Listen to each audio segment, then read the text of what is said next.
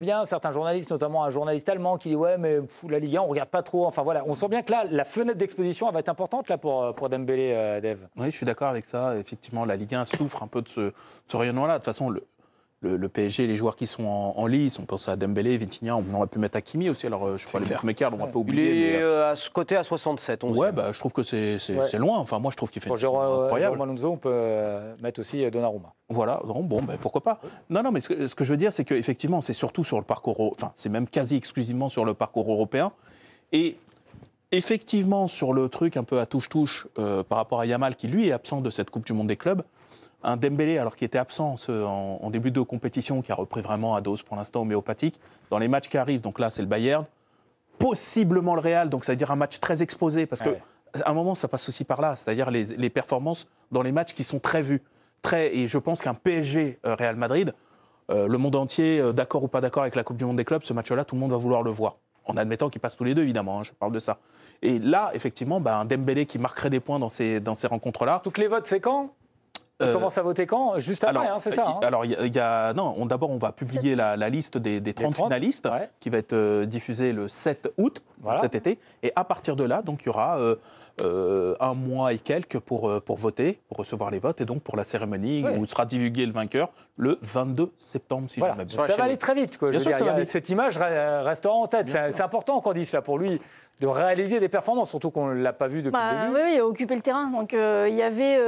finalement, c'est comme Mbappé, il a été blessé, il a raté des matchs. Alors, plus Mbappé en a raté que Dembélé. Mais on disait que Mbappé, c'était sa dernière chance à la Coupe du Monde des clubs. Finalement, Dembélé, comme il a raté des matchs lui aussi, alors c'est pas sa dernière chance, il est quand même, pour moi, bien devant.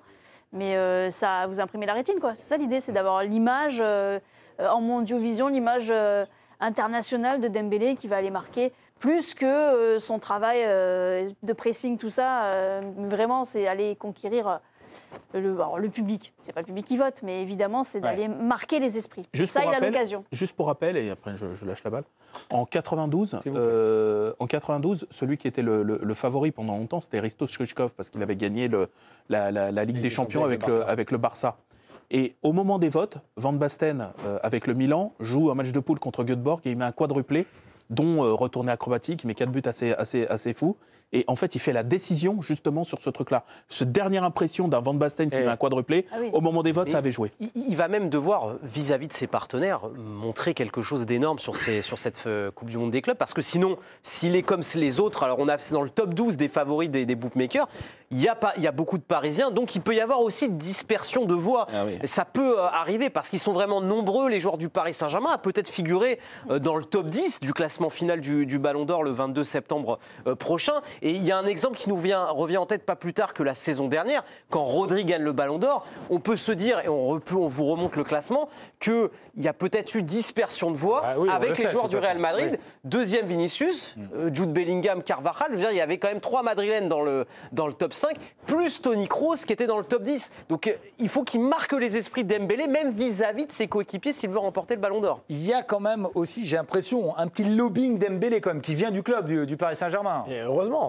Je trouve ça très bien, moi, que Luis Enrique, en début de compétition, adoube en quelque sorte Dembélé quand la question lui est posée qui, d'après vous, doit être Ballon d'Or. Après, sur ce dont tu parles, avec la fameuse dernière impression laissée par Van Basten, la chance peut-être de Dembélé, c'est que Yamal ne joue pas cette Coupe du Monde des clubs, que les équipes qui restent en lice... Ouais, mais je pense qu'il part de trop loin. Alors, il faudrait que Mbappé soit monstrueux en quart, demi et finale. Si jamais le Real va au bout, qu'il élimine le PSG en demi-finale éventuellement. Là, en termes d'impression, effectivement, peut-être qu'il pourrait y avoir un doute. Souvent, quand il marque, il fait impression à Mbappé. C'est vrai. Il met pas des mais c'est vrai. biches fatiguées. Non, mais là où tu as raison, mais je pense qu'il part de trop loin. Mais là où tu as raison, c'est que, imaginons que le PSG passe le Bayern et que le Real passe, une demi-finale Real-PSG, il élimine à lui tout seul le PSG en mettant un doublé ou un triplé et il gagne la Coupe du Monde des clubs derrière. Ça peut se tendre pour Dembélé. Mais Vikash, pour vous, le concurrent, c'est plutôt Kylian Mbappé. C'est celui qu'il pourrait rencontrer, qui est dans le même tournoi. Et puis, Dembélé, il n'a pas marqué en finale de Ligue des Champions. Donc, je pense on l'attendait quand même s'il a fait une grosse finale. Il s'est sacrifié pour l'équipe. Et il a même été décisif en faisant des passes. Mais voilà, il n'a pas marqué. Vinicius avait marqué, il n'a pas été Ballon d'Or. Donc, ça ne veut pas non plus dire que tu es Ballon d'Or.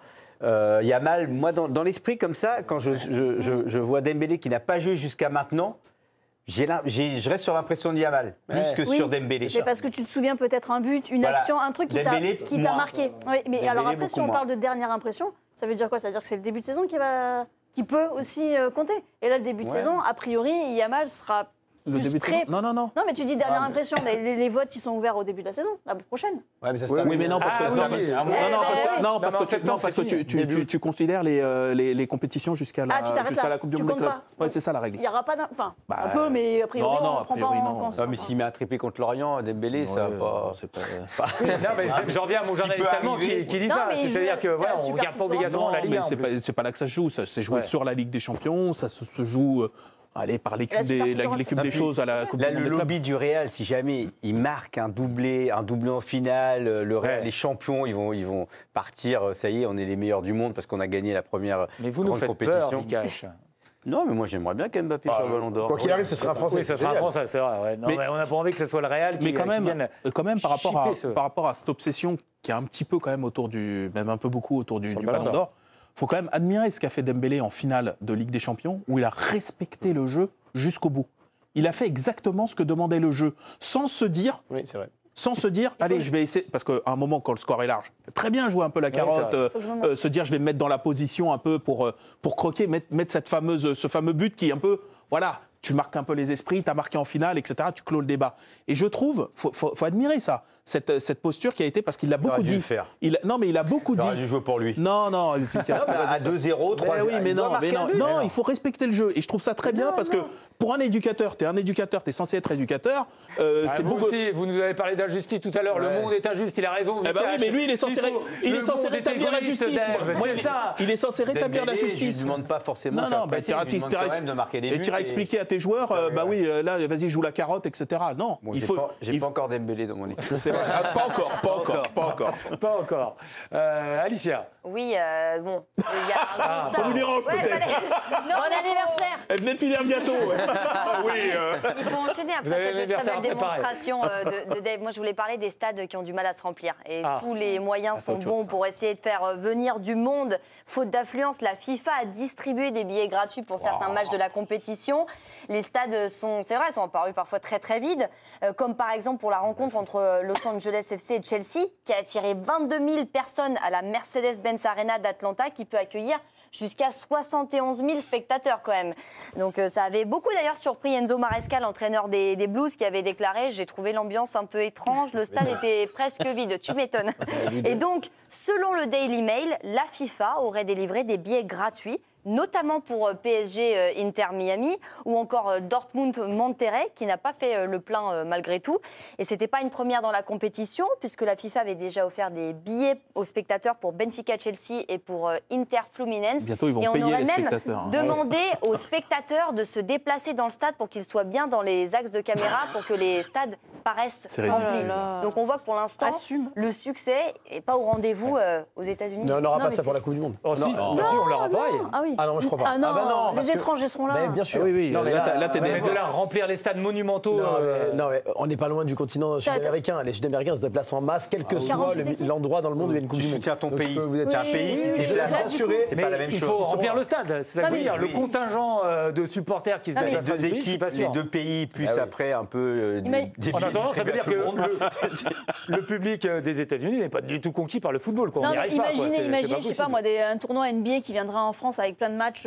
Oui, alors les passionnés vont y aller, mais il n'y aura pas les raz-de-marée. La Coupe du Monde 94 à l'époque, et c'était plein. Bien sûr, non, mais puis la Coupe du Monde des Nations, autant les mais là, Américains. il y aura beaucoup plus de clubs et des petites nations aussi. L'Ouzbékistan, me dit Benoît Pérez, par exemple. Vous voyez qu'ils vont remplir le stade. Même le public local ira beaucoup plus au stade parce qu'ils n'étaient même pas au courant, pour la plupart, qu'il y avait une Coupe du Monde des clubs. D'ailleurs, c'est un truc qui n'est pas installé, c'est la première édition, personne ne sait ce que c'est, enfin là-bas encore moins. Il y a Messi, Mbappé, Dembélé. Mais là, je vous parle de la compétition. Pour le mondial, la World Cup, ils savent quand même. Donc c'est chez eux, il y aura une grosse campagne de fête, ce sera un truc d'État, enfin c'est pas la même chose. Et leur pays jouait la Gold Cup.